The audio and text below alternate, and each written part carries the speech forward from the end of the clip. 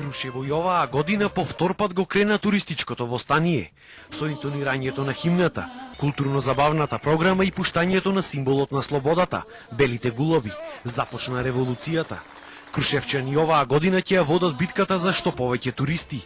Организаторите на востанието пак во својот препознатлив шеговит стил ја упатија годинешната порака. Расчистивме и со оние кои беа кодоши, шпиуни, дезертери на ова востание и слично, а оваа година борбата продолжува да ги омекнеме оние кои знаат само да зборат, а не знаат ништо да направат. Мотото се знае, значи или така, или најточно кажано, сите гости што ќе дојдат да не бидат Зијан, а Крушево да биде малку ќар. Целиот град е обединет околу востанието. Се извезли револуционерното знаме исто како во 1903, а турците и кумитите веќе го запоседнаа градот.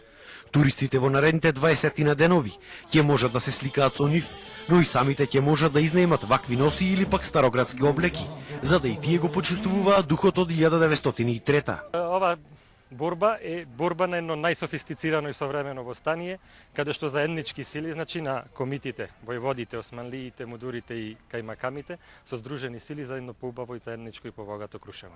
Во вакви облеки денеска беа присутни неколку министри на владата, како и евроамбасадорот Ерван Фуере. Навистина ми е драго што успеавме навистина да ги поттикнеме сите оние културни вредности кои што треба да ги почитуваме како македонци. Овој проект го представува богатото културно наследство на Македонија, но исто така е многу битен бидејќи нуди вработување и привлекување на туристи. Во овој проект беа вклучени над 100 жени кои со изработка на носиите и етносувенирите кои ќе ги продаваат на туристите, најдоја можност за самовработување.